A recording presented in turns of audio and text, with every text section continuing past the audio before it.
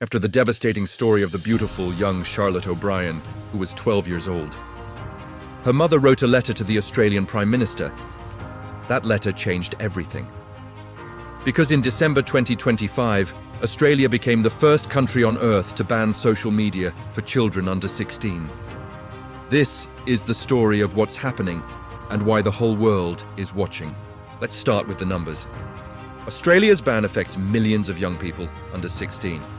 Platforms like Instagram, TikTok, YouTube, Snapchat, X, and Reddit must now prevent under 16s from creating or keeping accounts.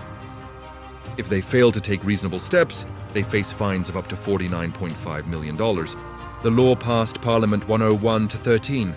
That's near unanimous support, something almost unheard of in politics. And parents can't override it. No consent forms, no exceptions. The government decided, this is the line. Within the first month, Meta reported it had blocked over 500,000 underage accounts in Australia, and the number continues to increase. But Australia isn't alone anymore. France announced plans in December 2025 to ban social media for under 15s, starting in 2026. A Harris Interactive poll found 73% of French citizens support this move. In the US, 35 states have now enacted phone restriction laws for schools. Florida was first in 2023. California followed with the Phone-Free School Act. Los Angeles Unified School District, the second largest in America with close to 500,000 students, banned phones entirely during school hours. And in England, the government has issued guidance urging all schools to prohibit phones throughout the day. According to a Policy Exchange report, UK schools with phone bans are twice as likely to be rated outstanding by Ofsted. This isn't a trend, it's a tidal wave. So what changed? Why now? Because the data became impossible to ignore. A global burden of disease research analysis found that people born after 2000 show significantly higher rates of depression than any previous generation, especially in high-income countries. In the UK, about 20% of secondary school students admitted to using phones during lessons without permission, according to the Department for Education's Behaviour Survey. In another research, a PLOS mental health review examined brain scans of adolescents with problematic internet use.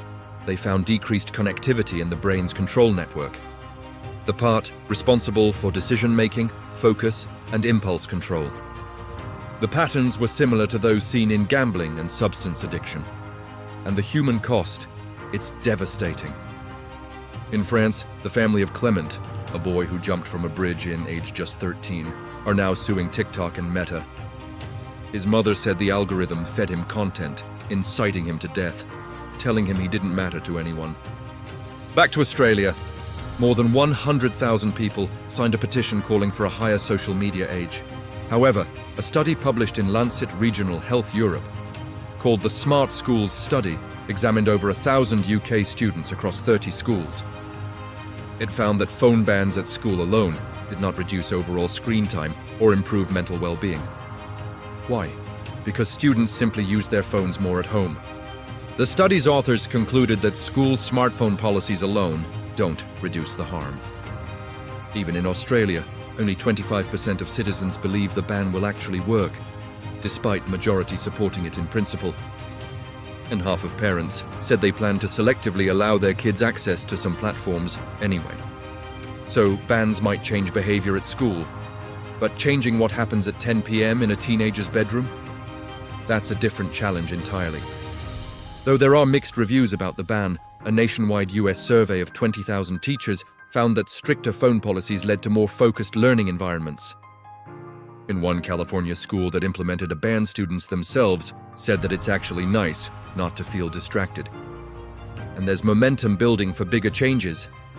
The European Union is piloting an age verification app across 5 countries: Denmark, France, Spain, Greece, and Italy. The EU Parliament passed a non-binding resolution in 2024 supporting a minimum social media age of 16 across Europe.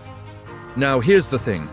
Whether you agree with bans or not, most parents just want to be more involved in their kids' digital lives. Not controlling, not overbearing, just present.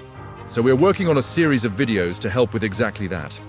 Practical tools for managing screen time, setting healthy boundaries, and staying connected with your young people online.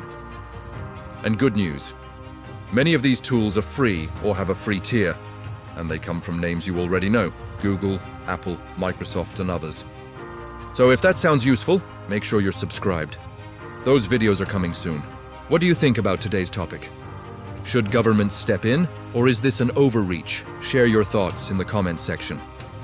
If this video made you think, hit like. I'll see you in the next one. Stay curious, stay kind.